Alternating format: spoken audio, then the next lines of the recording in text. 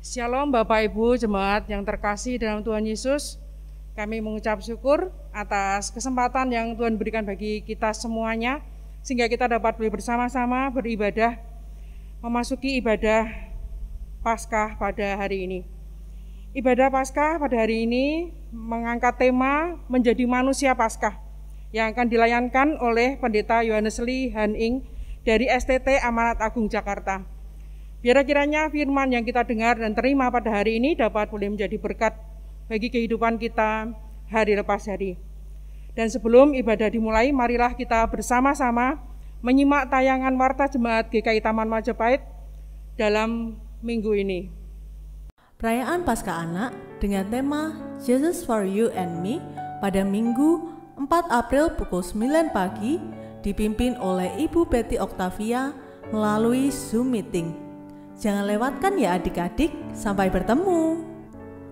Talk show Komisi Kespel GKI Taman Majapahit dengan tema Sebelum, Saat, dan Sesudah Badai COVID-19 bersama Dr. Priyadi Wijanarko, dokter spesialis paru di RS Columbia. Pada Rabu 14 April 2021 pukul 19 melalui Zoom Meeting.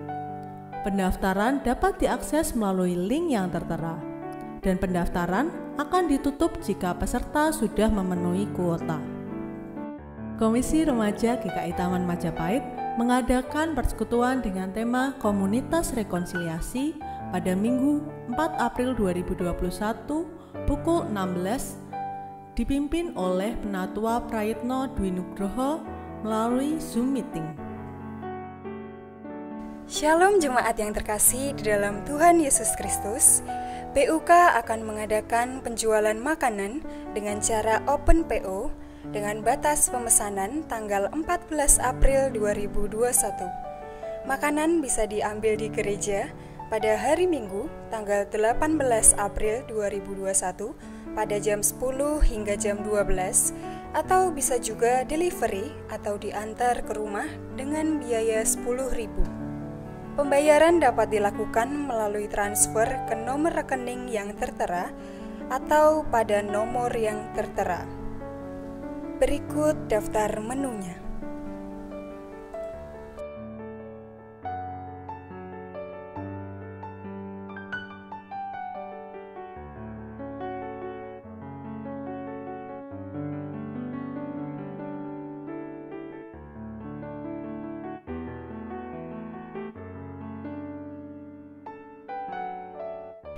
Dalam rangka menyambut Thanksgiving Day, Panitia Thanksgiving Day membagikan celengan ungkapan syukur kepada jemaat untuk diisi selama kurang lebih 2 bulan. Celengan ini nantinya akan dikumpulkan pada Minggu 6 Juni 2021 pada pukul 8 pagi hingga 12 siang di gereja, ataupun dititipkan melalui pamong wilayah masing-masing. Dan bagi jemaat yang tidak bisa mengumpulkan celengan pada tanggal ini, dapat menghubungi panitia. Adapun dana yang terkumpul akan dipergunakan untuk dana pemeliharaan gereja. Apabila jemaat belum mendapatkan celengan dan rindu untuk turut serta ambil bagian, dapat menghubungi panitia dengan nomor yang tertera. Komisi Kesenian, lesson musik, piano, keyboard, biola, bass, drum, gitar akan dimulai kembali Selasa 6 April 2021 dengan jadwal yang sudah tersedia. Demikian warta lisan, Tuhan Yesus memberkati.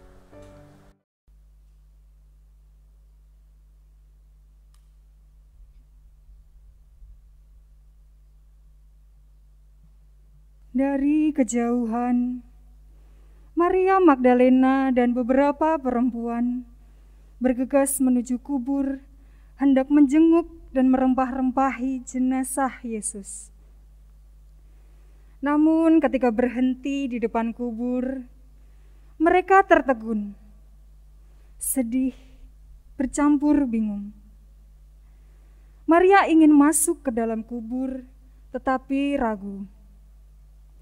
Kemudian ia berlari meninggalkan kubur itu dan mengabarkan peristiwa itu kepada murid lain bahwa kubur Yesus telah kosong. Simon Petrus dan murid yang lain cepat-cepat ke kubur Yesus. Mereka melihat kubur kosong. Di tengah kegamangan dan kesedihan, mereka semua dituntun untuk percaya kembali apa yang pernah dikatakan oleh Yesus.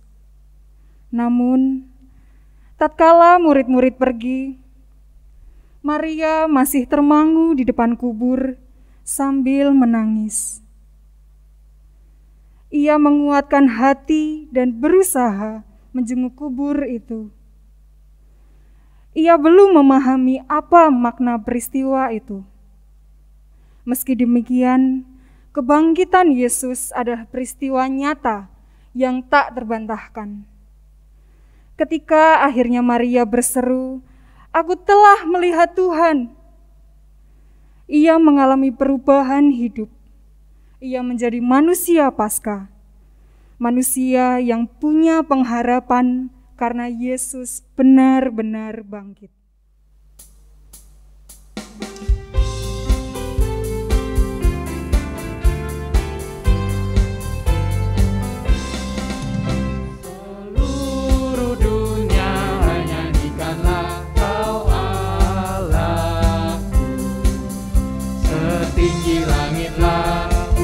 Bergema pun bumi tak lelah menaikkan sembah, seluruh dunia hai nyanyikanlah Kau Allahku.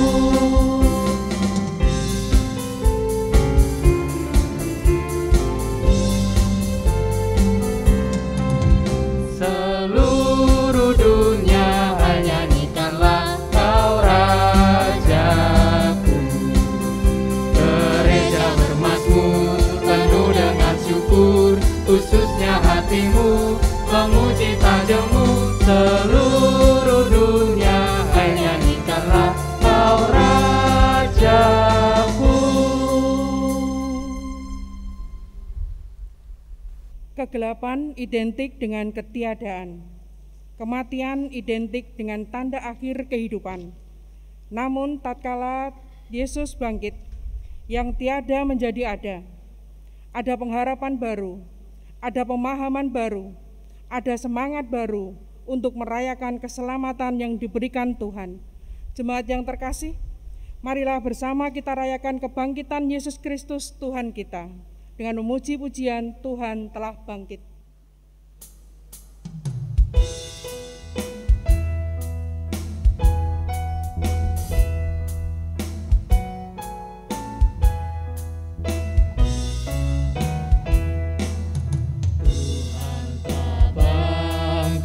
Haleluya, bersuka cita, haleluya.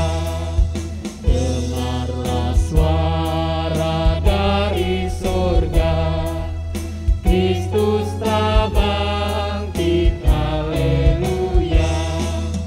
Hai manusia, dengar Tuhanmu, pujilah Dia yang menebusmu. Bersorak-sorak dan bergema, Kristus telah bangkit, haleluya.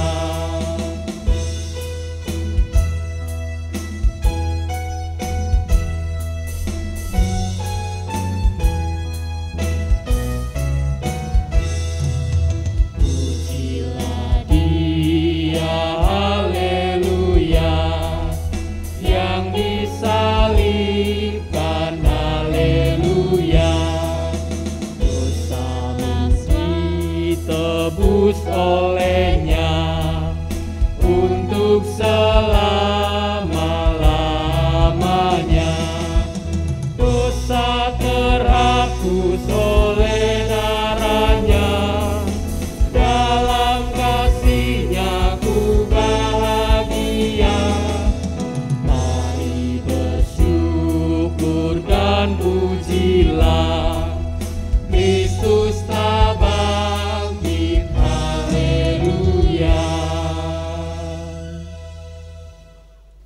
Yesus telah bangkit dari kematian. Kuasanya menang atas kuasa maut. Ia memberikan kuasa kepada kita agar mampu hidup dalam keberanian dan hidup dalam kehendaknya untuk sesama. Yesus bangkit, Yesus hidup menyelamatkan kita. Kiranya kuasa dan anugerah dari Allah Bapa, Anak dan Roh Kudus menaungi hidup saudara kini dan selama-lamanya. Kepada saudara juga.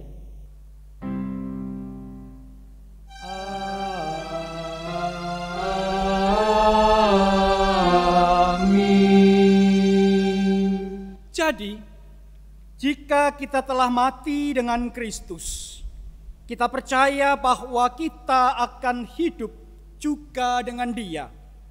Karena kita tahu bahwa Kristus sesudah Ia bangkit dari antara orang mati, tidak mati lagi. Maut tidak berkuasa lagi atas Dia. Sebab kematiannya adalah kematian terhadap dosa, satu kali dan untuk selama-lamanya. Dan kehidupannya adalah kehidupan bagi Allah. Demikianlah hendaknya kamu memandangnya, bahwa kamu telah mati bagi dosa, tetapi kamu hidup bagi Allah dalam Kristus Yesus. Roma pasalnya yang ke-6, ayatnya yang ke-8 sampai dengan yang ke-11.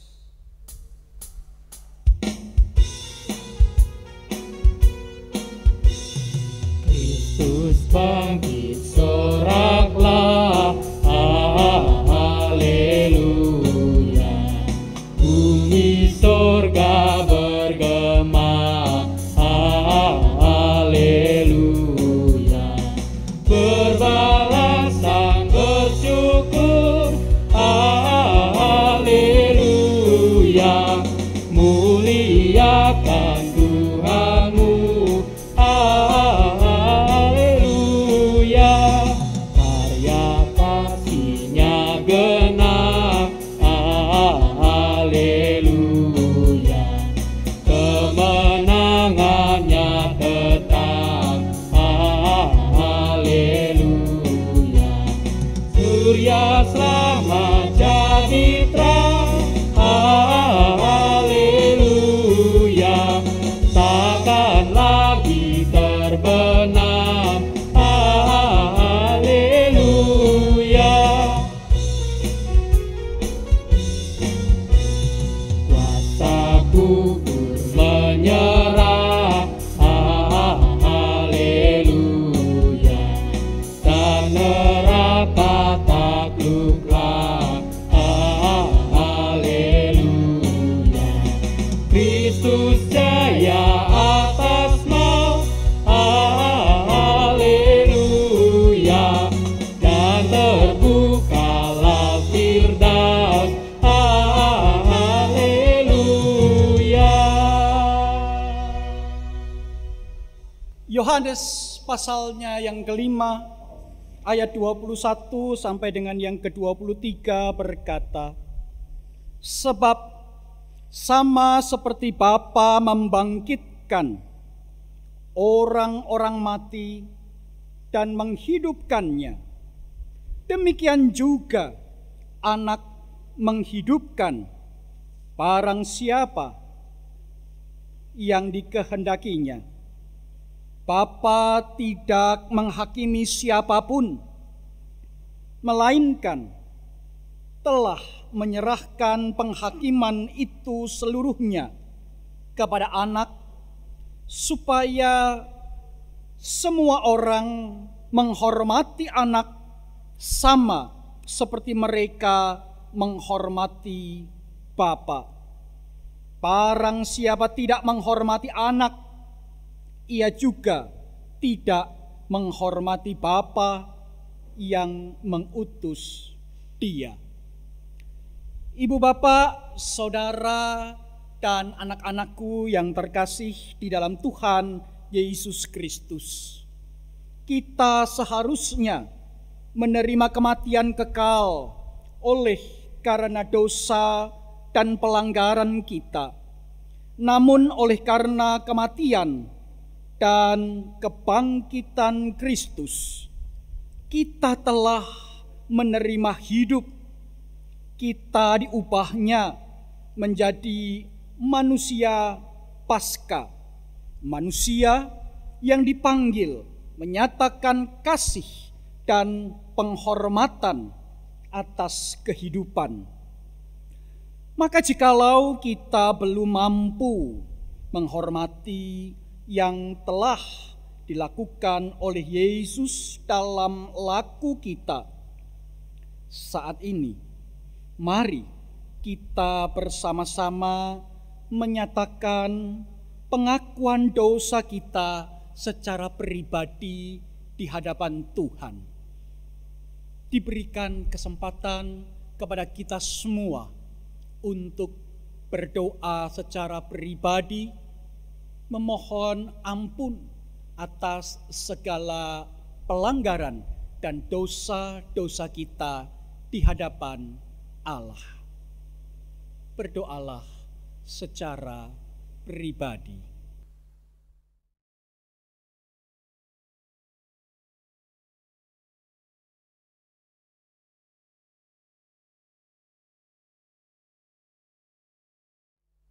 Ya Tuhan, inilah pengakuan kami. Ampunilah segala pelanggaran dan dosa kami. Dalam nama Yesus kami berdoa. Amin.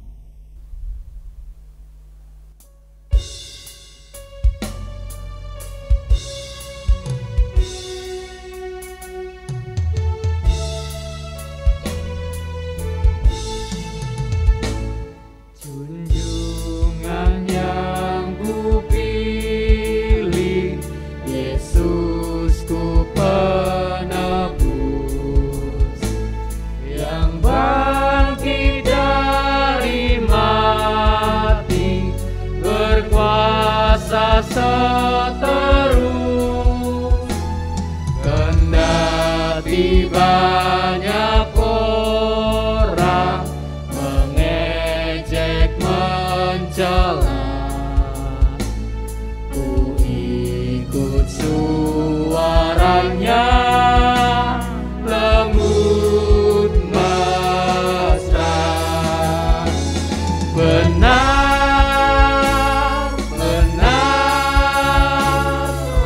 hidup Yesusku bersamaku di jalanku, suaranya ku dengar. Benarlah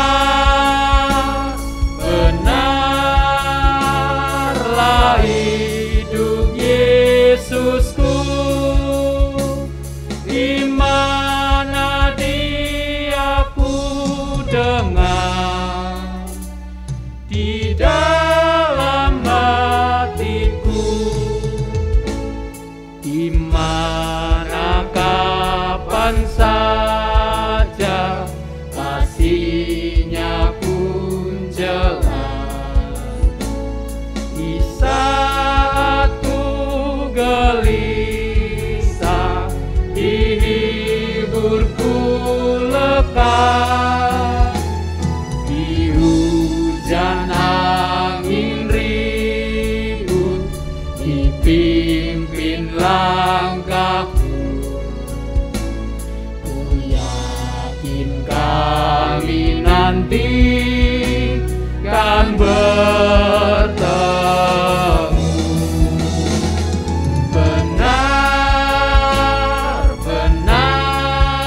Benarlah hidup Yesusku bersamaku di jalanku, suaranya ku dengar.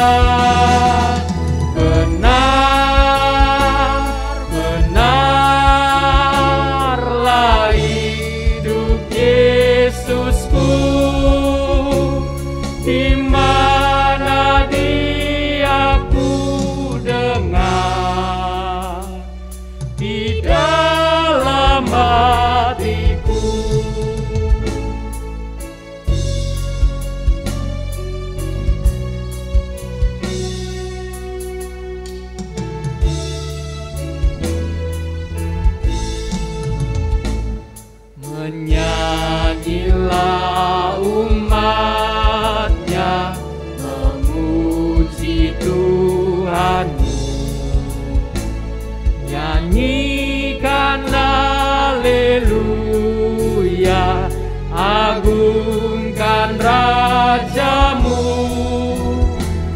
harapan bagi orang yang mau mencarinya. Sebab Yesus-Mu hidup selamanya. Benar-benarlah hidup Yesusku bersamaku di jalanku, suaranya ku dengar.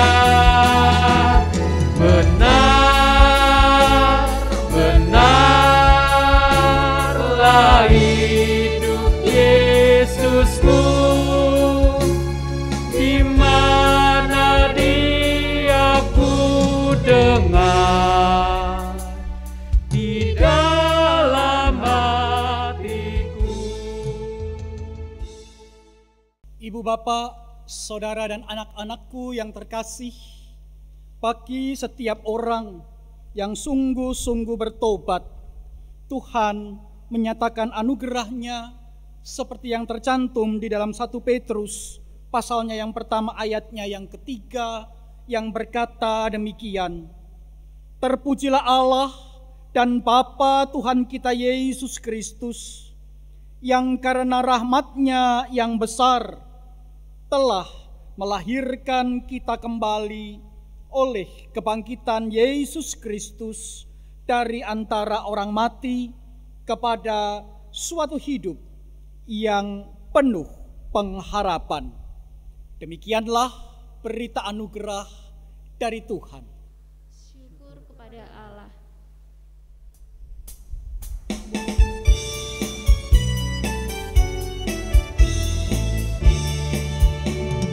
Pasca berseri, tersingkir kesedihan, Raja tersalib, menang dengan gemilang. Andaikan Tuhanku tak dibangkitkan lagi, percuma imanku, tetapi Dia bangkit, Dia bangkit, Dia bangkit, Dia bangkit.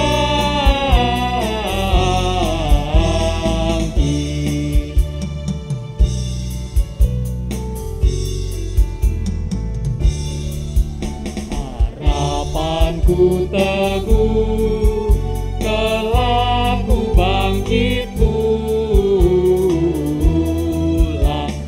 Waktu menderu, seruan sangkakala.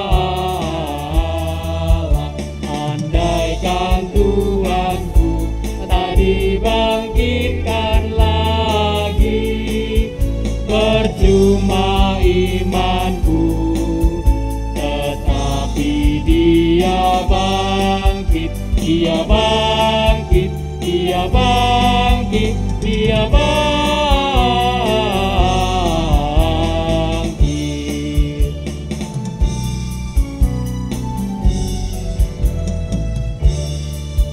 Sang maut menyerah, tak lagi berkuasa. Ku bahagia, selamat karena Paskah. Andaikan Tuhanku tak dibangkitkan lagi, percuma imanku, tetapi Dia bangkit, Dia bangkit, Dia bangkit, Dia bangkit.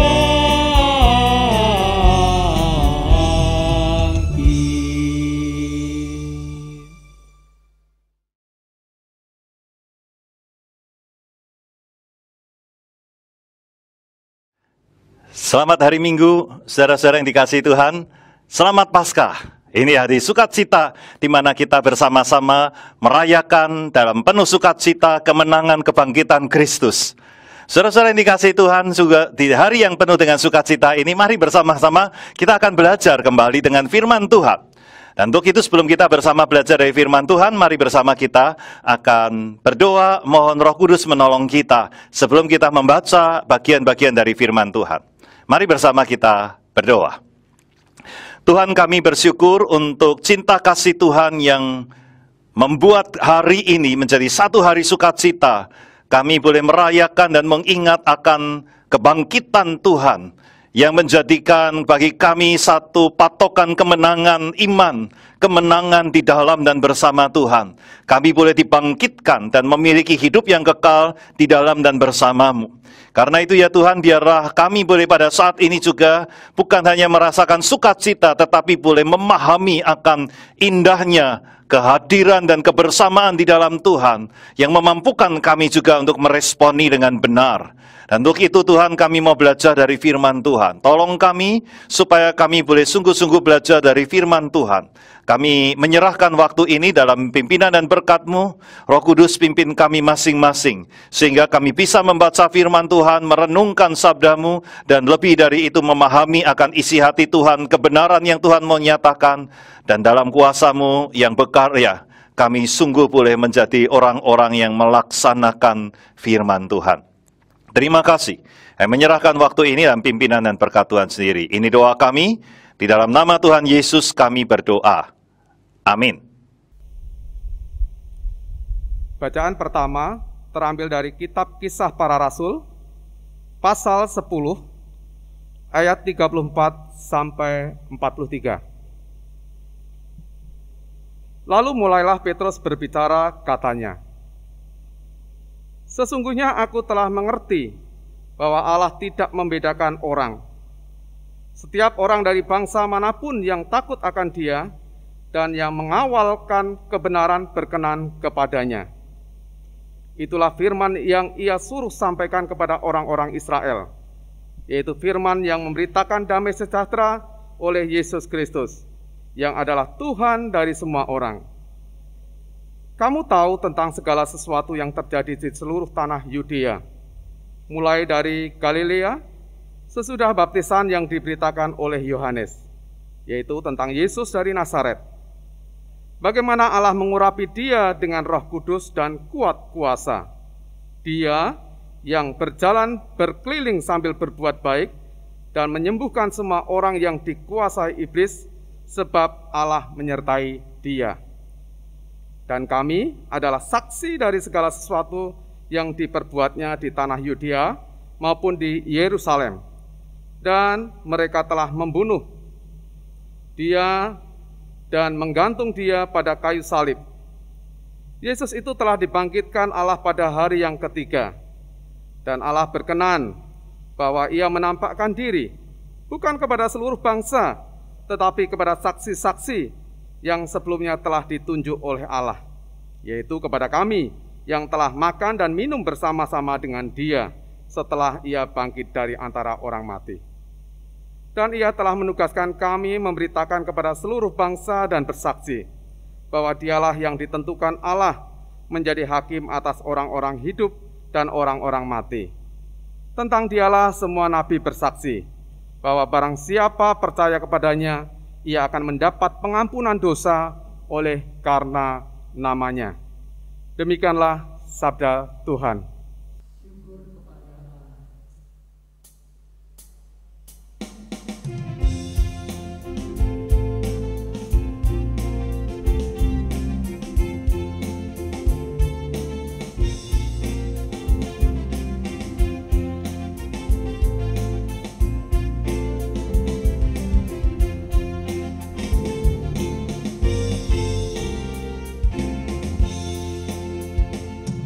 Bersyukurlah pada Tuhan, karena Ia baik, bahwasanya untuk selamanya kasih setianya. Bersyukurlah pada Tuhan, karena Ia baik, bahwasanya untuk selamanya kasih setianya. Bersyukurlah pada Tuhan, karena Ia baik, kawasannya untuk selamanya, kasih setianya. Bersyukurlah pada Tuhan, karena Ia baik, kawasannya untuk selamanya, kasih setianya. Tuhan itu kekuatanku dan mazmurku, Ia sungguh telah menjadi keselamatanku. Sorak-sorai kemenangan sudah menggema dari kemah orang benar. Tangan Tuhan melakukan keperkasaan, meninggikan orang-orang yang benar. Bersyukurlah pada Tuhan, karena Ia baik, kawasannya untuk selamanya, kasih setianya. Bersyukurlah pada Tuhan, karena Ia baik, kawasannya untuk selamanya, kasih setianya. Aku tidak akan mati, tapi hidup, dan ku akan menceritakan karya-karyamu. Tuhan telah menghajar aku dengan keras, tapi atas serahkanku pada maut. Bukakan ku pintu gerbang kebenaranmu, aku ingin masuk untuk bersyukur. Bersyukurlah pada Tuhan, karena Ia baik, kawasannya untuk selamanya, kasih setianya. Bersyukurlah pada Tuhan, karena Ia baik, kawasannya untuk selamanya, kasih setianya. Ini pintu gerbang Tuhan, puji Tuhan, orang benar akan masuk ke dalamnya. Aku bersyukur padamu, kau menjawabku dan telah menjadi keselamatanku. Batu yang sudah dibuang tukang bangunan, kini sudah jadi batu penjuru. Bersyukurlah pada Tuhan, karena Ia baik, kawasannya untuk selamanya, kasih setianya. Bersyukurlah pada Tuhan, karena Ia baik, kawasannya untuk selamanya, kasih setianya. Hal ini telah terjadi dari Tuhan, suatu perbuatan ajaib di mata kita. Ini hari yang dijadikan Tuhan, bersoraklah dan bersuka karenanya. Bersyukurlah pada Tuhan, karena Ia baik, bahwasannya untuk selamanya, kasih setianya.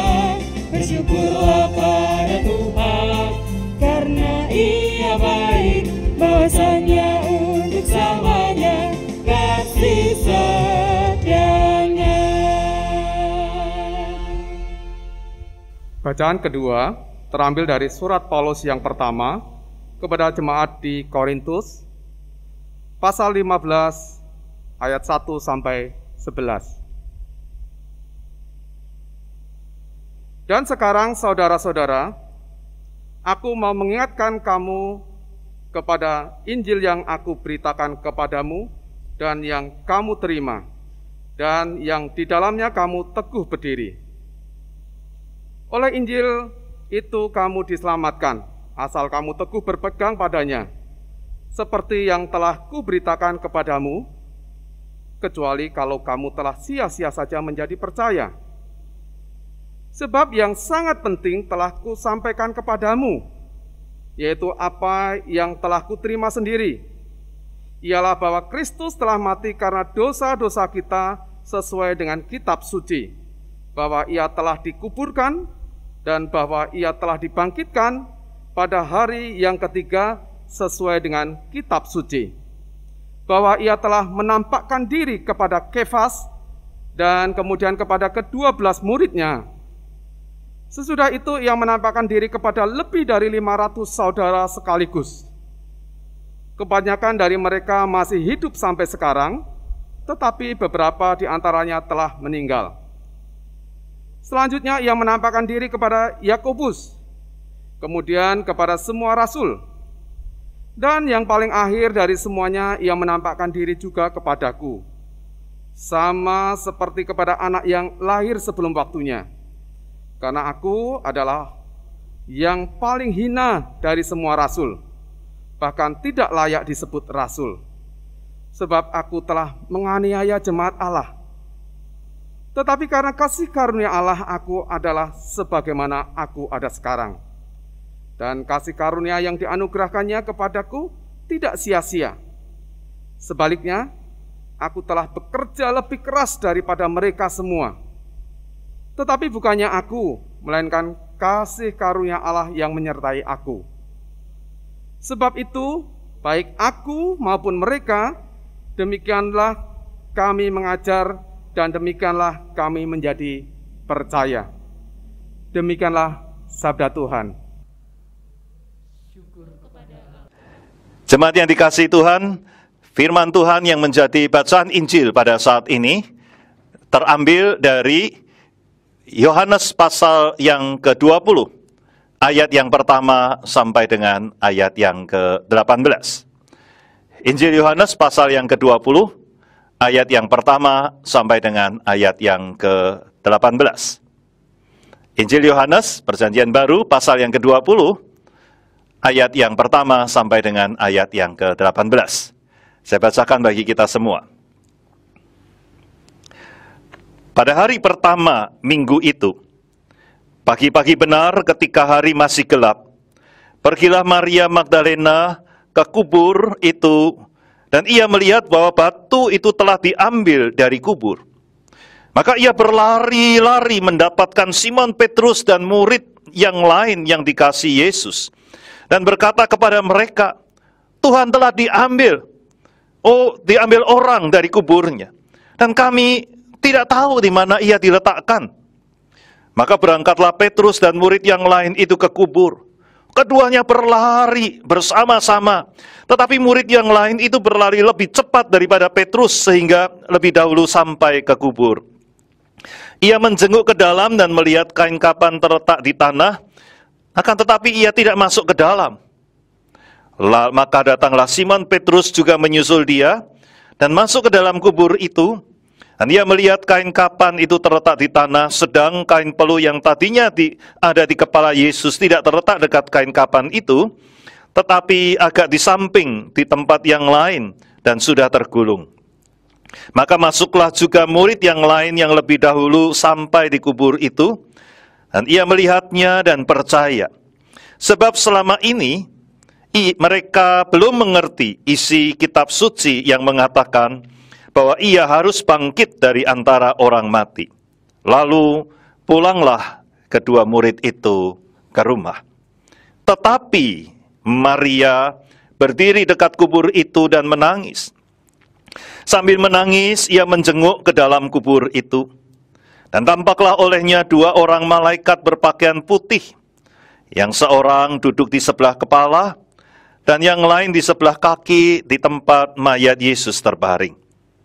Kata malaikat-malaikat itu kepadanya, Ibu, mengapa engkau menangis? Jawab Maria kepada mereka, Tuhanku telah diambil orang, dan aku tidak tahu di mana ia diletakkan. Sesudah ia berkata demikian, ia menoleh ke belakang dan melihat Yesus berdiri di situ, tetapi ia tidak tahu bahwa itu adalah Yesus. Kata Yesus kepadanya, Ibu, mengapa engkau menangis? Siapakah yang kau cari? Maria menyangka orang itu adalah penunggu taman, lalu berkata kepadanya, Tuhan, Jikalau Tuhan yang mengambil dia, katakanlah kepadaku, di mana Tuhan meletakkan dia, supaya aku dapat mengambilnya. Kata Yesus kepadanya, Maria. Maria berpaling dan berkata kepadanya dalam bahasa Ibrani, Rabuni, artinya guru. Kata Yesus kepadanya, janganlah engkau memegang aku, sebab aku belum pergi kepada Bapa. Tetapi pergilah kepada saudara-saudaraku itu dan katakanlah kepada mereka, bahwa sekarang aku akan pergi kepada Bapakku dan Bapamu, kepada Allahku dan Allahmu. Maka Maria Magdalena pergi dan berkata kepada murid-murid, aku telah melihat Tuhan, dan juga bahwa Dia yang mengatakan hal-hal itu kepadanya. Ya, sedemikian jauh pembacaan firman Tuhan. Berbahagialah kita yang mendengar firman Tuhan, yang memahami, yang memegang, dan yang dapat melaksanakannya di dalam kehidupan kita. Haleluya! Haleluya, haleluya, haleluya.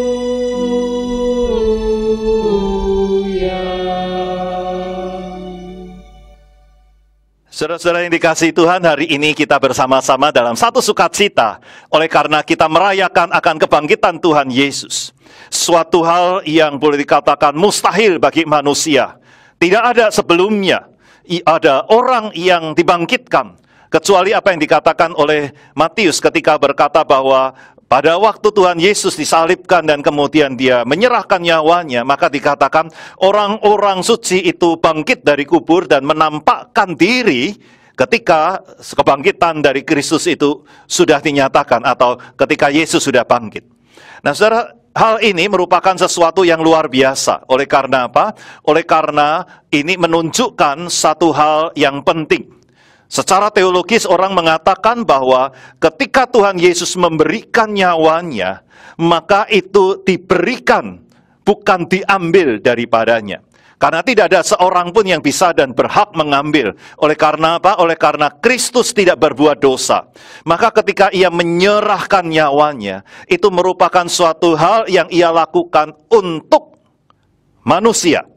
Ia sendiri tidak berdosa, tetapi dalam 2 Korintus pasal yang kelima ayat yang ke-21 dikatakan, Dia yang tidak mengenal dosa telah dibuatnya menjadi dosa, supaya kita yang berdosa ini boleh dibenarkan di dalam Dia. Artinya, ia mengambil apa yang sebetulnya menjadi bagian kita. Ia menjadi manusia, supaya dengan dia menjadi manusia dan memberikan nyawanya, menjadi satu bagian untuk memperbaiki, untuk merekonsiliasi kembali antara Allah dengan manusia. Dan ketika pekerjaan rekonsiliasi itu telah selesai, maka dikatakan Yesus dibangkitkan. Oleh karena apa? Oleh karena ia tidak layak dalam tanda kutip untuk mati. Maka itulah yang menunjukkan bahwa Tuhan Yesus bukan mati oleh karena dosa yang diperbuatnya, tetapi ia memberikan nyawanya untuk menjadi suatu harga pendamaian antara Allah dengan manusia. Harga pendamaian itu lunas dibayar. Itu sebabnya firman Tuhan mengatakan dalam 1 Korintus pasal yang ke-6 ayat yang ke-20, kamu telah dibeli dan harganya telah lunas dibayar. Dan itu menjadikan kita yang percaya kepadanya, kita ini terhisap masuk bersama-sama dalam kematian Kristus karena dosa-dosa kita. Tapi pada saat yang sama, kebangkitan Kristus menjadi kebangkitan kita, memperoleh satu hidup yang baru di dalam Dia, yang membuat kita menjadi ciptaan baru, yang membuat kita memiliki satu kesempatan dan kehidupan yang baru di dalam dan bersama Kristus. Dan itu merupakan suatu hal yang besar. Maka kebangkitan Kristus merupakan suatu hal yang luar biasa, dan ini menjadi titik kemenangan iman. Itu sebabnya dikatakan kenapa anak-anak Tuhan berkumpul bersama di hari pertama minggu itu. Oleh karena memang hari pertama minggu itu adalah merupakan hari di mana kebangkitan Kristus. Dan itulah yang sebetulnya menjadi kisah yang hari ini kita baca dari Injil Yohanes. Surah Injil Yohanes menggambarkan kisah itu dengan luar biasa. di mana dikatakan pada hari pertama minggu itu, ketika hari masih gelap. Artinya karena memang bagi orang-orang Yahudi, mereka menghitung hari itu dimulai dari ketika matahari terbenam. Jadi hari mulai gelap itu mulai kalau kita katakan jam 6 sore, itu mulailah hari yang pertama sudah, ya, setelah hari Sabat. Tetapi itu melewati malam. Nah, setelah melewati malam, barulah orang mulai melakukan segala sesuatu. Itu hari pertama. Nah, dikatakan pada waktu itu Maria masuki hari yang baru setelah Sabat itu. Ia pergi untuk ke kubur Tuhan Yesus. Pagi-pagi benar ketika hari masih gelap. Menunjukkan bahwa ada satu keinginan, kerinduan untuk mendekat, berada bersama-sama, dekat dengan Tuhan Yesus sekalipun. Dalam pikirannya pada saat itu, pemikirannya masih Tuhan Yesus yang mati, Tuhan Yesus yang terbaring, Tuhan Yesus yang wafat. Tapi kembali kepada seperti yang kemarin kita sudah bicarakan bersama, kematian itu atau kedukaan itu tidak menghentikan dan tidak menjadi satu alasan untuk Maria berhenti mengasihi. Kasih yang begitu besar yang dimiliki oleh Maria merupakan sesuatu yang membuat ia pagi-pagi itu sudah datang ke kubur Tuhan Yesus. Semoga masih ingat ya, kemarin kita bicara soal Maria yang memiliki kualitas kasih yang begitu besar. Masih ingat semoga tentang harapan, begitu ya. Maria yang punya hati, Maria yang punya keberanian, Maria yang punya pandangan pengharapan itu di dalam Allah yang penuh kuasa. Nah, kasih yang begitu luar biasa itulah yang membuat Maria pada saat ini kembali terlihat sebagai orang yang pertama atau orang yang memulai hari itu dengan mau mendekat kepada Tuhan. Ia segera datang kembali ke kubur itu. Namun apa yang dilihatnya di kubur itu adalah batu itu sudah terbongkar. Batu itu sudah terguling. Dan ketika dia melihat, ternyata dia tidak lagi melihat akan mayat Tuhan Yesus. Tubuh Tuhan Yesus yang dia tadinya waktu Yusuf dari Arimatea itu meletakkan, dia tahu dengan matanya dia melihat di mana Tuhan Yesus diletakkan. Tapi sekarang dia tidak melihatnya. Maka di tengah kebingungan dia tidak melihat, dia pergi kepada Simon dan murid yang dikasihi. Banyak orang mengatakan, dan saya juga setuju, ini sebetulnya Yohanes yang mau mengatakan tentang dirinya, tetapi dia tidak mau menyebutkan dirinya, maka dikatakan murid yang dikasihi. Bukan ngomong soal, saya sudah mengasihi Tuhan dengan begitu luar biasa, tetapi dia memakai suatu hal yang mengatakan, murid yang dikasihi, dia merasakan Tuhan yang mengasihi dia, yang membuat dia dikasihi. Ya. Tapi ketika Maria datang kepada Simon dan murid yang dikasihi dan berkata,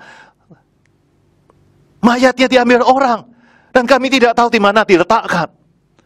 Saudara, apa yang dilakukan oleh Maria ketika dia datang kepada Simon Petrus dan Yohanes ini menunjukkan bagaimana galaunya hatinya, tetapi juga sebagai seorang yang dengan satu naturalnya, sebagai seorang yang dalam kebingungan, tetapi yang merasa bahwa dia punya orang lain yang bisa bersama dengan dia, yaitu murid-murid yang lain yang dia tahu adalah Yohanes dan Petrus, maka cepat-cepat dia datang ke sana. Dan mungkin keadaan Yohanes dan Petrus ini tidak terlalu jauh dari kubur itu, sehingga Maria yang pergi ke kubur melihat itu, dia cepat-cepat lari menuju ke Simon Petrus dan Yohanes, dan kemudian nanti Simon Petrus dan Yohanes pergi ke kubur itu cepat-cepat lari.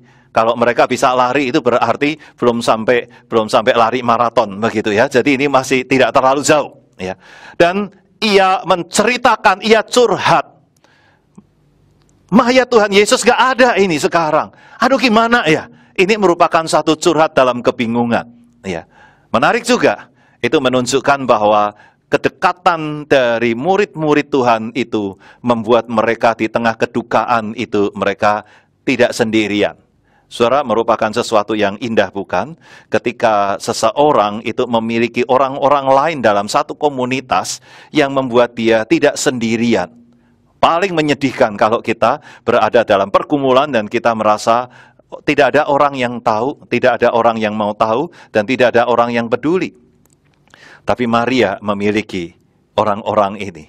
Dia berkata kepada Petrus, dia berkata kepada Yohanes, mayatnya nggak ada ini. Mungkin diambil orang dan kami tidak tahu di tempat di mana diletakkan. Maka kedua murid ini cepat-cepat pergi. Ya, dikatakan di sini bahwa murid yang dikasih itu larinya lebih cepat dari Petrus. Bukan karena dia lebih muda, bukan karena dia pelari sprinter yang lebih kuat, bukan itu.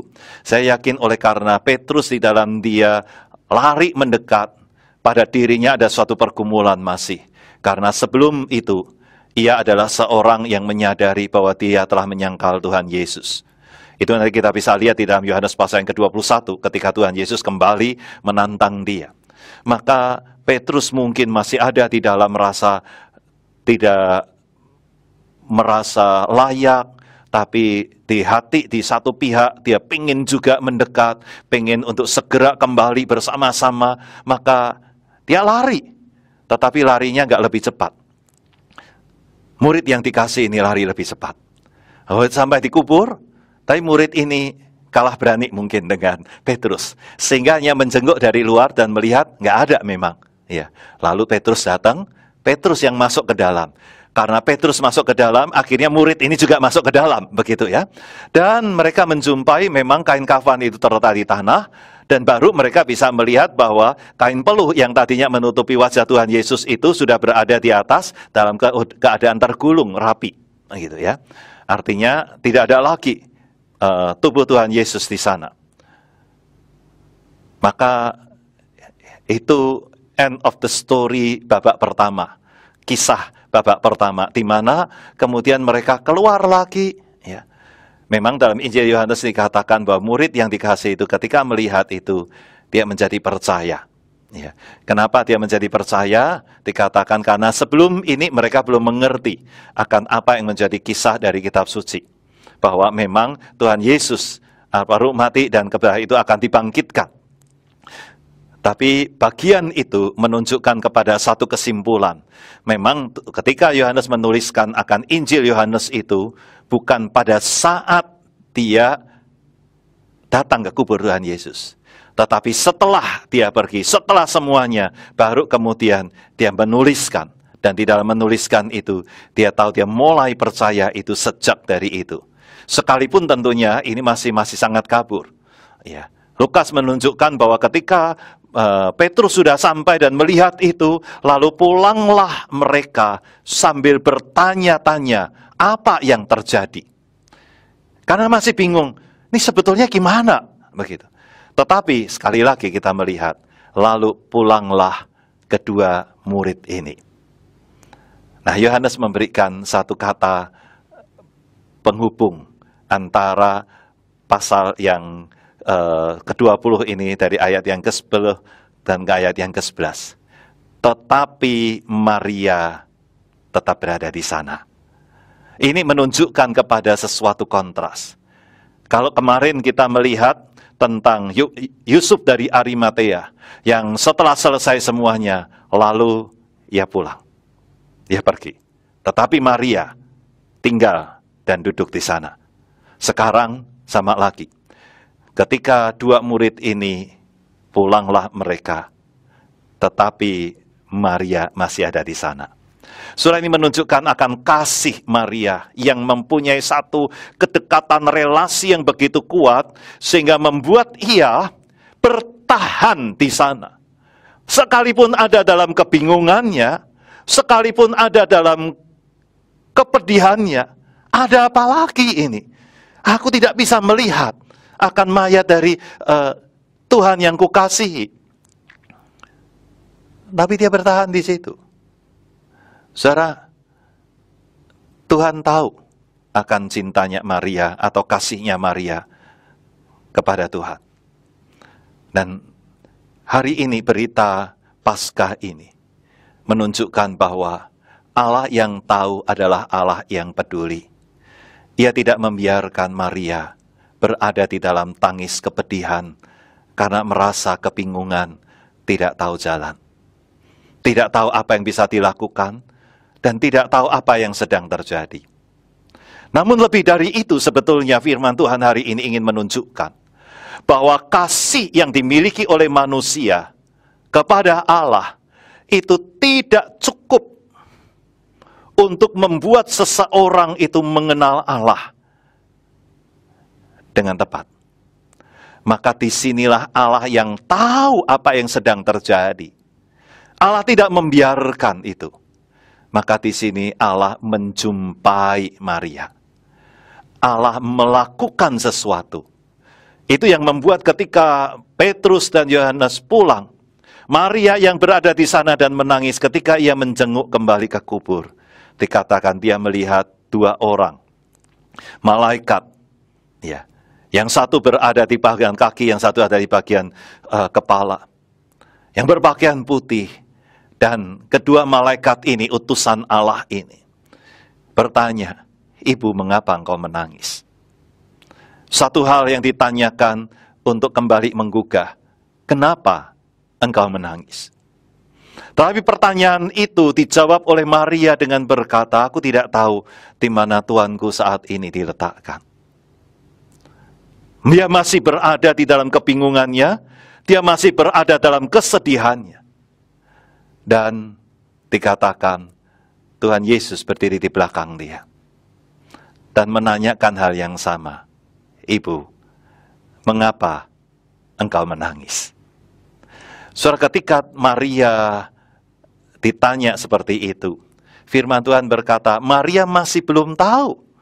Dikatakan Maria menyangka bahwa itu adalah penunggu taman, yang memang biasanya ada, atau kita berkata kalau kubur ada juru kuncinya, begitu ya. Ini penunggu taman, berarti itu merupakan sesuatu yang di bukit kubur itu ada di Bukit Batu yang berada di dekat taman. Lalu dia bertanya, "Pak, kalau Bapak yang menyingkirkan mayat itu, di mana engkau meletakkannya supaya aku bisa mengangkatnya, membawanya?" Saudara, Tuhan tahu Maria masih belum memahami akan hal ini. Maka Tuhan memanggil Maria dengan namanya, Maria. Satu panggilan yang akrab di telinga Maria. Satu panggilan yang mengingatkan kembali suara dan momen di mana Maria berjumpa dengan Tuhan Yesus. Di mana Maria mendengar akan namanya dipanggil. Dan itulah yang diberikan oleh Tuhan untuk membuat perjumpaan itu menjadi perjumpaan yang disadari oleh Maria. Dan ketika Tuhan Yesus mengatakan Maria, maka barulah Maria sadar siapa yang sedang memanggilnya. Suara yang kembali dikenalnya itu membangkitkan dia, yang membuat dia menoleh sekali lagi. Padahal tadi dia sudah melihat kepada Tuhan Yesus, tapi masih menyangka sebagai penunggu taman. Sekarang dia menoleh kembali. Yang dikatakan dengan menoleh kembali atau melihat dengan lebih jelas lagi, atau menghadapkan muka langsung. Dan melihat saat ini terbuka untuk berkata dan melihat ini Tuhan Yesus.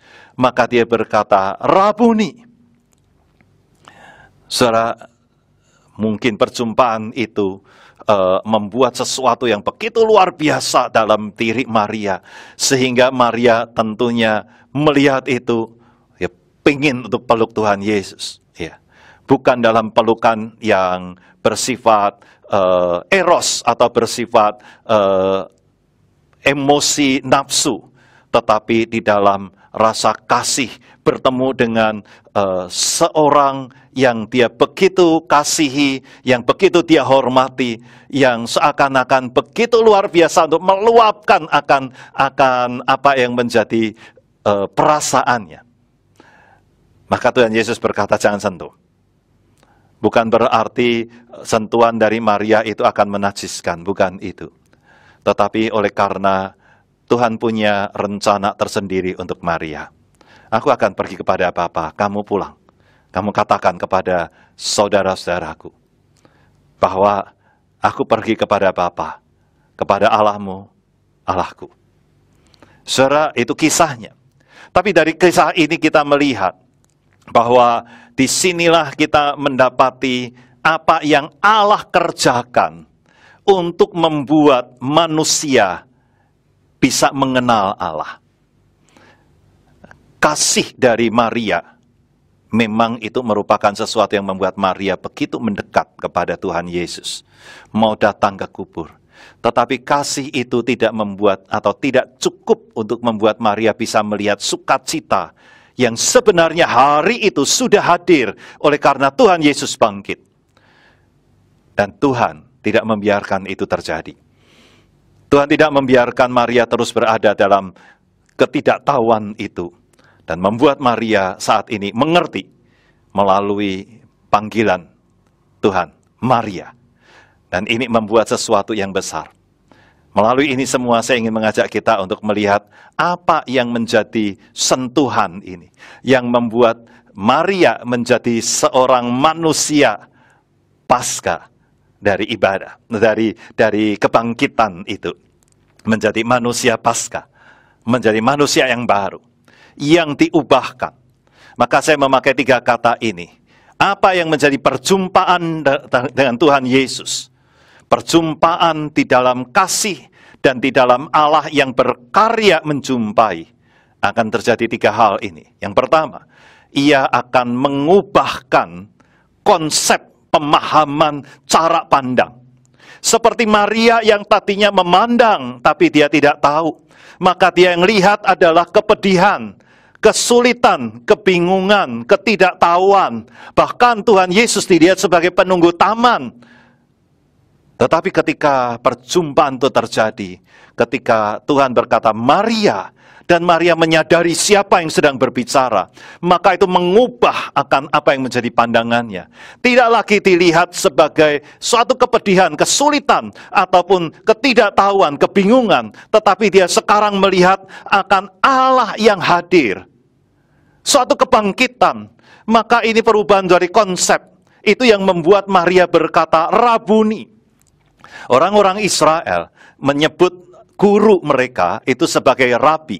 Tetapi ketika mereka menyebut Rabuni, itu berarti the great master atau the great teacher. Ya.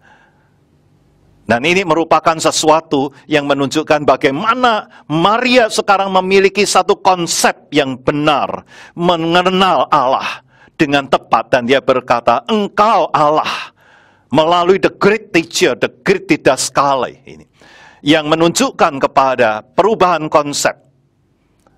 Perjumpaan dengan Allah selalu mengubah konsep dan cara berpikir. Itu yang membuat manusia pasca adalah manusia yang memiliki cara berpikir yang berbeda. Kalau dunia hanya melihat kesulitan di depan, maka manusia pasca melihat kebangkitan Kristus itu menjadi satu frame, satu bingkai untuk melihat kemenangan di dalam Kristus. Saudara, ketika pandemi datang, maka banyak orang melihatnya menjadi sebuah pergumulan, permasalahan, kesulitan, kepedihan, kesedihan. Adakah kita bisa memiliki satu frame yang berbeda? Ketika kita mengenal Kristus, mengenal Allah yang berkarya, yang mengenal Allah yang berkata, yang memberikan jaminan seperti bagaimana dinyatakan dalam Roma pasal yang ke-8, ayat yang ke-28, bahwa Allah turut bekerja dalam segala sesuatu untuk mendatangkan kebaikan. Apakah kita bisa melihat akan kebaikan Allah di tengah situasi pandemi yang mungkin memang secara manusia terlihat begitu mengkhawatirkan, begitu menakutkan, dan begitu banyak hal yang menjadi kepedihan, kedukaan. Tapi apakah kita bisa melihat di balik semuanya itu, Allah sedang berkarya, memberikan sesuatu yang membuat hidup kita sebetulnya sedang dinaikkan levelnya untuk lebih dekat lagi dengan Allah. Kebersamaan kita ketika tidak bisa lagi ataupun pada saat-saat ini tidak bisa beribadah di gereja secara nyaman, maka itu akan membuat kita menyadari seberapa jauh sebetulnya kita punya kedekatan dengan Tuhan, bukan? Ketika hari ini kita punya kesempatan untuk lihat kanan, lihat kiri, lewat YouTube kita bisa mau ikut kebaktian sambil makan juga bisa, sambil tiduran juga bisa. Ya.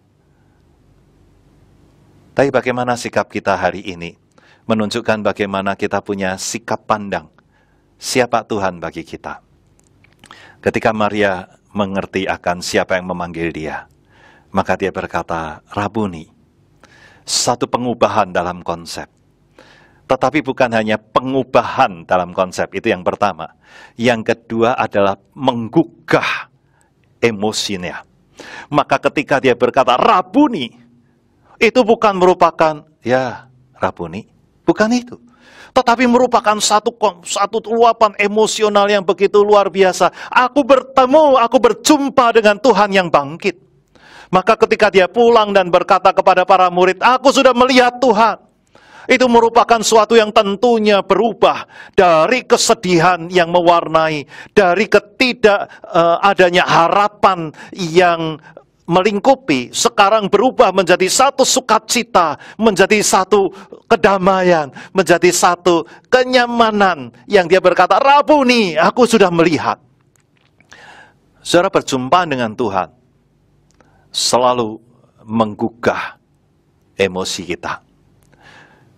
Seorang yang sungguh-sungguh bersama Tuhan, dia bukan hanya mempunyai suatu perubahan dalam paradigma, dalam pemahaman konsep, tetapi juga secara emosional, dia akan menjadi seorang yang merasakan begitu indahnya, ada sentuhan di dalam hatinya, ada sentuhan dalam emosinya, yang merasakan begitu senang bertemu dengan firman Tuhan. Bertemu dengan Tuhan melalui perjumpaan kehidupan. Saudara, itulah yang dimiliki oleh Maria. Ada hati yang tergugah. Ada emosional yang tergugah di dalam dirinya. Bukan hanya diubah, tetapi juga digugah. Diubah pemahamannya, digugah emosinya. Menjadi orang yang memiliki rasa begitu senang untuk datang, begitu senang untuk berjumpa dengan Tuhan. Paskah adalah satu sukacita. Kita nyanyi selalu akan Paskah itu dengan nyanyian-nyanyian yang penuh sukacita. Hari ini adalah hari di mana Tuhan bangkit. Haleluya. Kita katakan demikian. Bukan lagi Hosiana, tetapi haleluya. Karena kita merasakan kemenangan, kita merasakan sukacita. Tapi sungguhkah tiap kali kita berjumpa dengan Tuhan, hati kita itu betul-betul termotivasi, betul-betul merasakan satu sukacita. Ada satu sukacita untuk belajar firman Tuhan. Ada satu sukacita untuk membaca Alkitab. Ada satu sukacita untuk berdoa mendekat kepada Tuhan. Atau kita melakukan semuanya itu menjadi semua ritual, suatu hal yang tidak ada lagi rasa. Kita hanya melakukannya sebagai sesuatu yang biasa. Dan akhirnya tidak ada lagi rasa di dalamnya. Saudara, Paskah mengajak kita bersama di dalam suatu tanda tanya. Adakah hatimu tergugah? Emosimu tergugah untuk berjumpa dengan Allah. Apakah perjumpaan dengan Allah itu betul-betul membuat emosi kita itu berkobar? Rasa cinta kita kepada Tuhan itu dihangatkan dan dikobarkan. Ada orang yang berkata, kalau nggak bisa tidur, nggak usah minum obat tidur. Caranya gampang, tahu ya saudara. Baca Alkitab katanya gitu. Begitu baca Alkitab, belum sampai satu pasal, udah ngantuk langsung. Ya. Memangnya Alkitab obat tidur, begitu ya. Tapi sebetulnya ini suatu tanda tanya. Seringkali ketika kita membaca firman Tuhan, adakah emosi kita membuat kita berkata, aku pengen tahu lebih banyak lagi. Aku pengen tahu lebih banyak lagi. Saudara, pada waktu saya ada di dalam satu kelas, pada waktu itu berada di Singapura untuk studi lanjut, satu profesor Gordon Wong, profesor di dalam Biblika, Perjanjian Lama, dia mengajak di awal dari kelas itu, karena dia suka main gitar begitu ya, nyanyi. Satu nyanyian kuno, satu nyanyian yang lama, yaitu Lord, I want to know you more. Itu ya.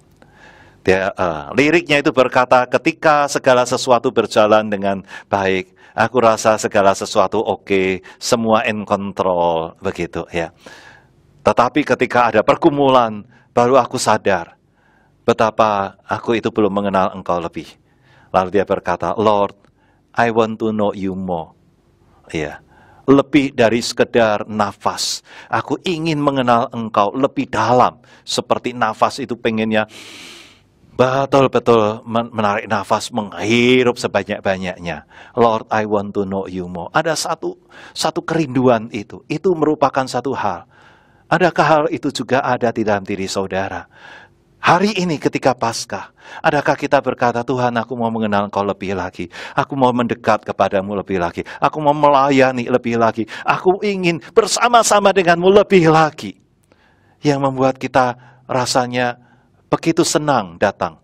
Seperti pemazmur yang berkata, aku bersukacita ketika dikatakan kepadaku, mari kita pergi ke Yerusalem. Rasanya, aduh, ini waktu yang penuh dengan satu sukacita, datang kepada Tuhan. Atau kita berkata, ya hari Minggu lagi ini. Saudara, Paskah harusnya menggugah hati kita kembali berkobar untuk Tuhan. Di dalam Kidung Agung pasal yang ke-8 mengatakan bahwa cinta itu lebih kuat dari maut. Tidak ada yang bisa untuk memadamkannya. Bahkan air yang banyak pun tidak akan bisa untuk memadamkannya. Karena apa? Itu akan berkobar, begitu ingin untuk lebih lagi. Mula-mula doa 1 menit rasanya udah cukup lama. Tetapi ketika kita dekat dengan Tuhan, rasanya 1 menit nggak cukup. Setengah jam nggak cukup. Martin Luther berlutut berdoa 3 jam. Karena dia merasa nggak cukup Tuhan. Baca Alkitab, mungkin tadinya kita hanya baca 1 perikop, rasanya udah cukup. Kalau kita mulai baca, ya udahlah, baca renungan harian atau renungan-renungan saat teduh.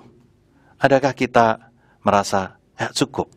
Aku pengen untuk mengenal Engkau lebih dalam lagi. Itu satu gubahan, menggugah hati kita.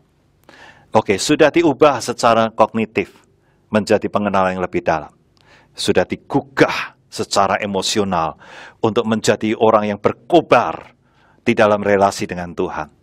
Tapi ini belum cukup. Ketika Tuhan Yesus mengatakan Maria, karena dia punya satu rencana untuk Maria. Bukan hanya mengubahkan pandangan Maria, bukan hanya membuat Maria bersukacita, mengetahui dan menerima sukacita yang memang sudah disediakan itu. Tetapi hal yang ketiga adalah untuk mengunggah akan pengutusan itu. Maka Tuhan Yesus tidak hanya berhenti berkata, Maria. Tapi kemudian dia berkata, sekarang pulanglah. Tempatmu bukan di sini untuk menikmati bersamaku. Tapi tempatmu adalah kembali. Dan katakan kepada saudara-saudaraku, bahwa kamu sudah melihat Tuhan, bahwa aku akan pergi kepada Bapamu, Bapakku, Allahmu, Allahku. Satu pengutusan. Ya. Sekarang sudah model ataupun zaman elektronik, zaman internet. Ya. Maka saya memakai kata mengunggah ataupun menaruh, menempatkan, meletakkan sebuah hal yang baru di dalam, yaitu pengutusan. Sekarang Maria harus kembali kepada Simon, kepada murid-murid yang lain. Tetapi kembalinya ini bukan sama seperti yang waktu awal. Pada waktu awal dia pergi kepada Simon untuk apa? Curhat. Punya pergumulan, saya curhat. Supaya ada orang lain yang bersama-sama dengan saya di tengah kebingungan saya, menopang saya, mendukung saya. Memang itu merupakan satu bagian. Tetapi sekarang Tuhan berkata, aku sekarang utus kamu. Kamu bukan hanya sekedar memberitahukan, sharing jeritan hatimu. Tetapi engkau sekarang menjadi pemberita, pembawa berita utusanku kepada banyak orang. Engkau bukan hanya sekedar mencurahkan kebingunganmu, tapi sekarang engkau menjadi pemberita kepastian kehadiran Allah di dalam dan bersamamu. Surah ini merupakan suatu unggahan pengutusan yang diberikan kepada Maria. Perjumpaan dengan Tuhan membawa 3 hal ini. Membawa sebuah pengubahan paradigma pemahaman, menggugah emosi, menggugah perasaan kita, dan mengunggah sebuah pengutusan. Menjadi manusia Paskah adalah menjadi manusia yang kembali dengan sebuah berita yang menjadi pemberita, menjadi seorang yang membawa berita atau menjadi pemberita. Bukan lagi menjadi seorang yang pengen curhat, pengen gosip, pengen ngobrol, pengen ngomong, pengen cerita macam-macam yang lain-lain. Tetapi sekarang, saudara dan saya diutus oleh Tuhan untuk membawa berita itu kepada orang-orang di sekitar. Maka pulanglah Maria pada saat itu dan berkata kepada para murid, "Aku sudah melihat Tuhan." Dan apa yang dikatakan oleh Tuhan kepada dia ceritakan semuanya itu. Sekarang bukan lagi curhat kebingungan, tetapi dia menjadi pembawa berita Injil itu kepada sesama. Saudara-saudara yang dikasihi Tuhan, sukacita Paskah bukan hanya diberikan untuk membuat kita tidak berada di dalam kelemahan, kebingungan, tetapi suatu kepastian. Allah kita adalah Allah yang menjadi pemenang. Allah kita adalah Allah yang memberikan sukacita itu boleh hadir. Damai sejahtera itu hadir dalam hidup saudara dan shalom. Dalam kita ada shalom yang Tuhan hadirkan dalam hidup kita. Tapi lebih dari itu, Ia ingin membuat kita menjadi pemberita, pembawa Injilnya. Sekarang pertanyaannya adalah, maukah saudara dan saya menjadi seperti Maria? Dalam pengutusan Maria, Tuhan berkata, sekarang pergilah kepada saudara-saudaraku, katakan kepada mereka. Maukah kita juga pergi dan mengatakan, aku punya satu berita baik untuk kamu. Di tengah ketidakmampuan kita, Allah peduli. Di tengah ketidakmampuan kita untuk memperbaiki kehidupan kita, Allah mengerti dan Allah beranugerah. Memberi kepada kita pengampunan yang tuntas di dalam Kristus. Aku ingin membawa berita kepadamu bahwa kita mempunyai Allah yang hidup, yang berkarya, yang peduli kepada dirimu dan diriku. Sehingga Ia tidak akan membiarkan engkau hidup sendiri. Engkau hidup dalam ketidaktahuan. Ia ingin menjumpai dirimu dan berelasi denganmu. Seperti Tuhan berelasi dengan Maria dan memanggil namanya secara personal, Maria.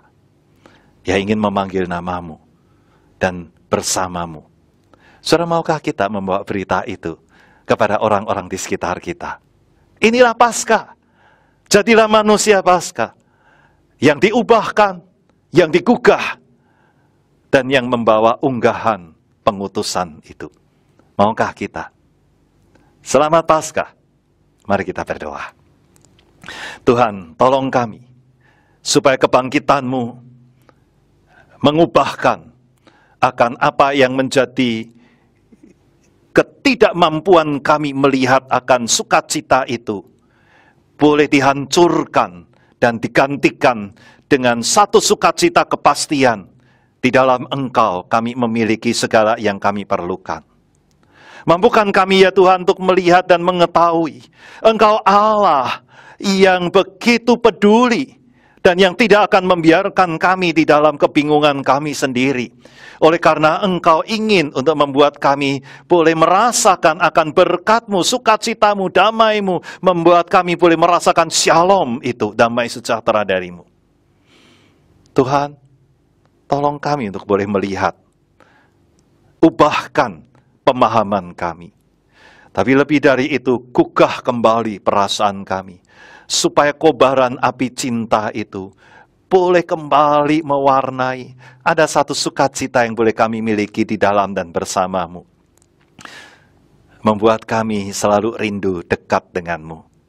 Membuat kami bisa berkata tidak kepada dunia, tetapi kami berkata iya kepadamu. Membuat kami bisa berkata, dunia bisa kulepas, Tuhan akan kupegang erat. Tuhan, tolong kami untuk kami boleh merasakan perjumpaan denganmu menjadi sesuatu yang menyukacitakan, yang menggugah hati kami kembali. Dan lebih dari itu Tuhan, sadarkan kami bahwa kami bukan hanya sekedar manusia biasa, tapi kami sudah menjadi utusan-utusan-Mu. Karena perjumpaan kami denganmu mengunggah pengutusan itu. Seperti kepada Maria yang Engkau utus untuk membawa berita. Kami sadar hidup kami hari ini juga menjadi pemberita akan cinta kasih, kemenangan, kebangkitan, dan kehadiran-Mu. Buatlah kami ya Tuhan, menjadi pemberita-pemberita Injil-Mu, dimanapun kami berada, kepada keluarga kami, kepada orang-orang yang bekerja bersama dengan kami, kepada orang-orang yang ada di sekitar kami, kepada semua orang yang Tuhan memberi kesempatan untuk berjumpa dengan kami. Tolonglah kami menjadi seperti Maria, yang bukan berada di dalam kebingungan ketika pulang, tetapi berada dalam satu sukacita karena memiliki Tuhan yang bangkit. Tolonglah kami seperti Maria, yang pulang bukan hanya menjadi sebagai orang yang menceritakan jeritan hati, tetapi orang yang mengabarkan, aku sudah melihat Tuhan. Terima kasih Tuhan, dengar doa kami. Biar Paskah tahun ini membuat kami menjadi manusia-manusia Paskah yang membawa berita sukacita kepada dunia. Ini doa kami. Hanya di dalam Tuhan Yesus yang bangkit, yang memberikan sukacita itu menjadi milik kami, yang membuat kami menjadi pemberita sukacita kepada orang lain. Di dalam nama Tuhan Yesus yang bangkit, kami berdoa. Amin. Selamat Paskah, saudara-saudaraku. Tuhan memberkati saudara.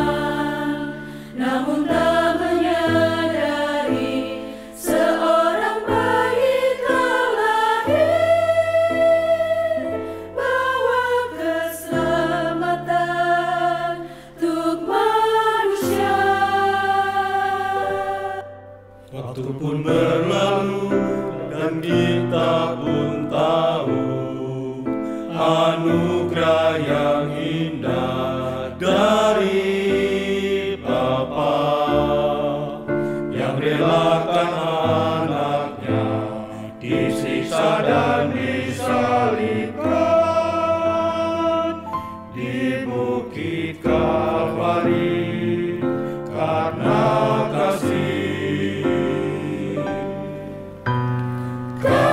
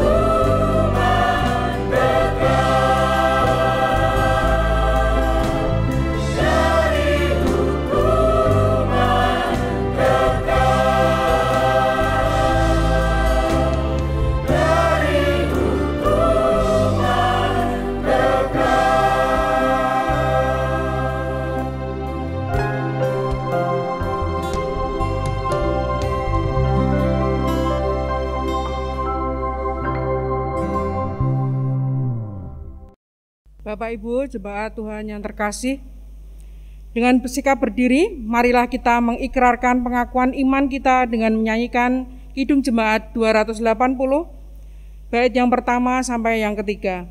Aku percaya.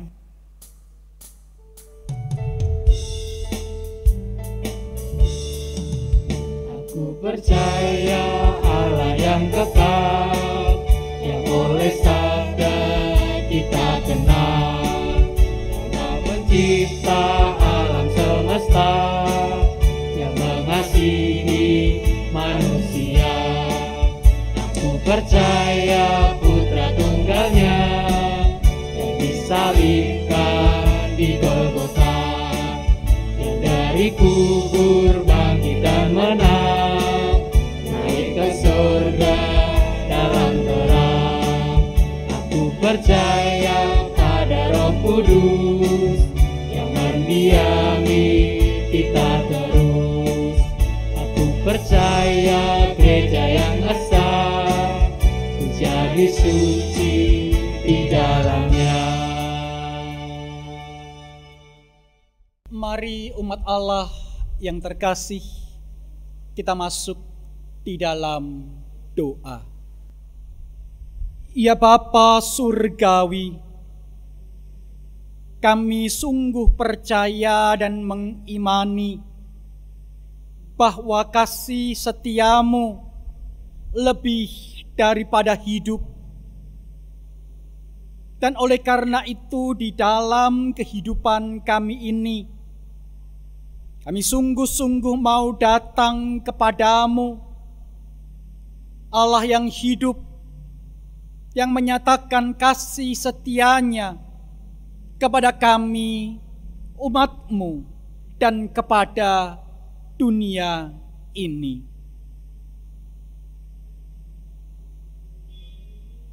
Pertama-tama ya Bapa Surgawi, kami teringat untuk berdoa bagi diri kami sendiri, juga bagi keluarga kami, manakala kami masih tetap harus menjalani waktu-waktu di mana kami harus menembus pekatnya pandemi virus corona ini.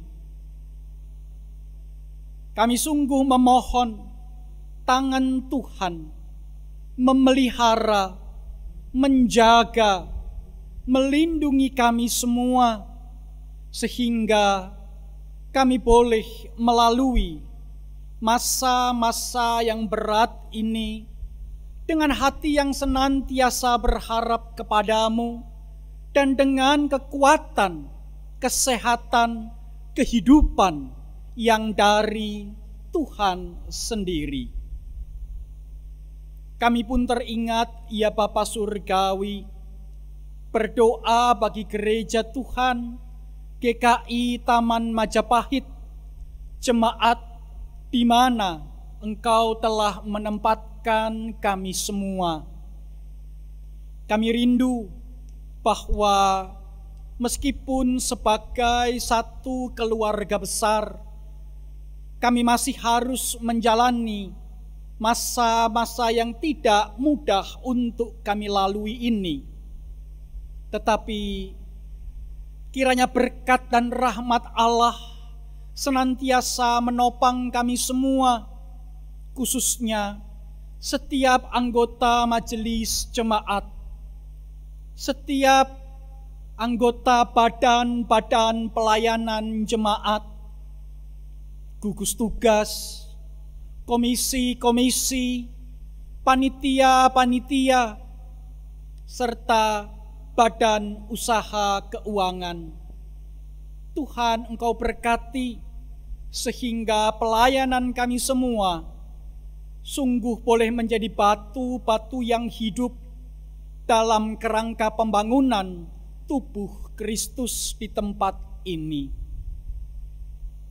Kami pun teringat, ya Bapa Surgawi, bagi kekasih-kekasih hati kami yang berada di dalam kondisi lemah tubuh, entahkah karena penyakit kronis yang mereka terima, mereka alami, juga karena terpapar virus corona.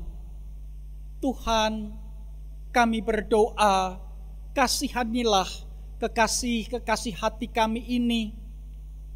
Kiranya tangan Tuhan, tangan yang penuh dengan kasih setia itu, boleh menjamah, boleh memulihkan, dan tetap memberikan kehidupan bagi kekasih-kekasih hati kami ini, sehingga hidup mereka sungguh-sungguh menjadi hidup yang mengalami jamahan tangan Tuhan yang menghidupkan. Saat ini pula, ya Bapa Surgawi, kami teringat berdoa bagi kekasih-kekasih hati kami yang sudah memasuki usia lanjut. Kami bersyukur bahwa banyak di antara kekasih-kekasih hati kami yang berusia lanjut telah menerima vaksinasi virus corona tahap yang pertama. Dan di dalam masa-masa ini mereka juga menantikan menerima vaksinasi tahap kedua. Kami berdoa ya Bapa Surgawi, biarlah di tengah usia lanjut yang mereka jalani, Engkau tetap memberikan sukacita, Engkau tetap memberikan hati yang dipenuhi dengan pengharapan dan damai sejahtera, sehingga manakala mereka menjalani kehidupan mereka, mereka tetap mengarahkan hati kepada Tuhan dengan penuh kesetiaan. Kami pun pada saat ini teringat berdoa bagi pemerintah kami. Kami berdoa bagi pemerintah daerah, bagi pemerintah kota, pemerintah provinsi, juga pemerintah pusat. Mohon ya Bapa Surgawi, Engkau terus berikan kepada mereka hikmat serta hati yang takut akan nama Tuhan ketika mereka mengambil kebijakan-kebijakan politik. Biarlah setiap kebijakan yang mereka ambil sungguh-sungguh mendatangkan kesejahteraan bagi segenap anak bangsa ini. Akhirnya kami pun teringat berdoa bagi pekerjaan Tuhan di gereja ini. Bapa Surgawi, kami membawa persembahan kami. Biarlah ungkapan syukur atas kehidupan yang Engkau anugerahkan kepada kami, boleh kami serahkan dan boleh dikelola dengan baik oleh majelis jemaat beserta dengan badan-badan pelayanan jemaat, sehingga sungguh persembahan yang kami berikan Tuhan boleh pakai untuk menghadirkan berkat dan damai sejahtera surgawi, baik bagi setiap anggota jemaat dan simpatisan GKI Taman Majapahit, maupun bagi pribadi-pribadi yang ada di luar tembok gereja.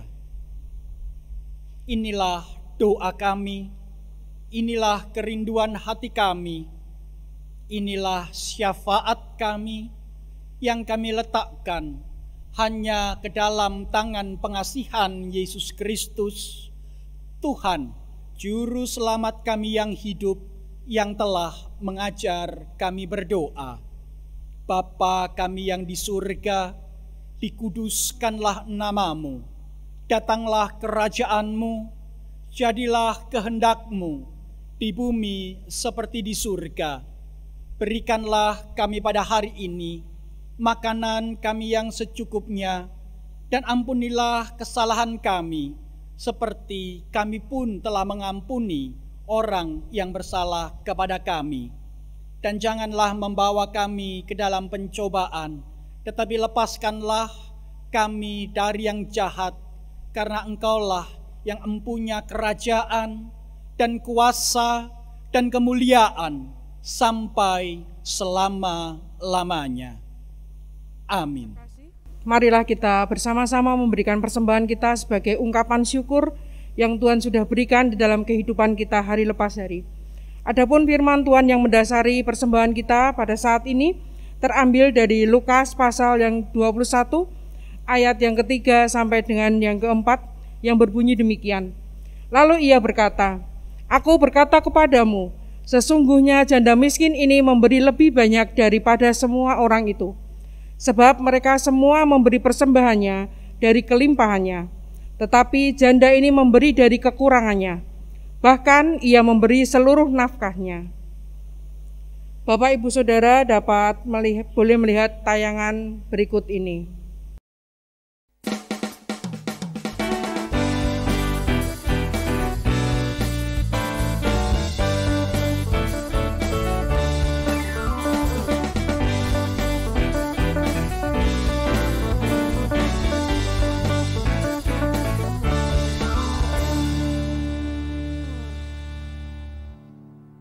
Terima kasih, Tuhan memberkati kita semua.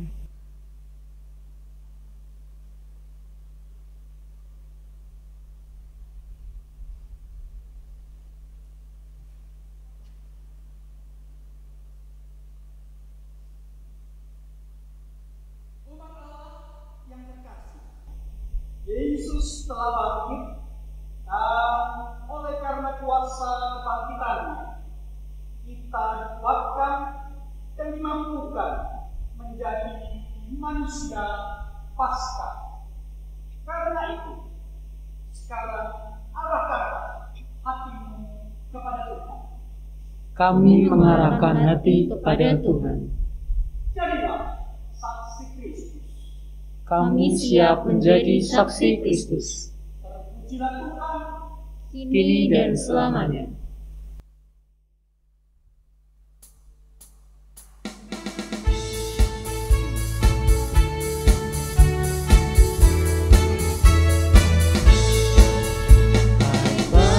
Bagi Yesus pahlawan salibnya, anjungkan bagi Raja dan jangan menyerah.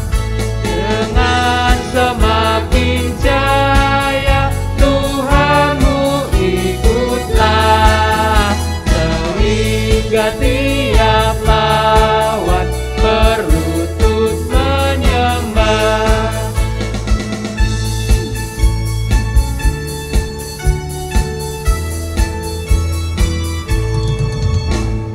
Bangkit bagi Yesus, dengar panggilannya, hadapilah tantangan, harinya inilah, dan biar tak terbilang pasukan pasagam, semakin berbahaya, semakin kau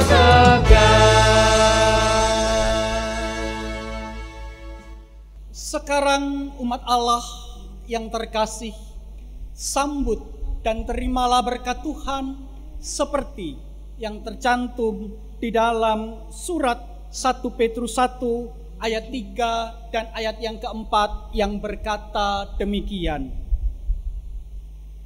Terpujilah Allah dan Bapa Tuhan kita Yesus Kristus, yang karena rahmat-Nya yang besar telah melahirkan kita kembali oleh kebangkitan Yesus Kristus dari antara orang mati kepada suatu hidup yang penuh pengharapan, untuk menerima suatu bagian yang tidak dapat binasa, yang tidak dapat cemar dan tidak dapat layu, yang tersimpan di surga bagi kamu.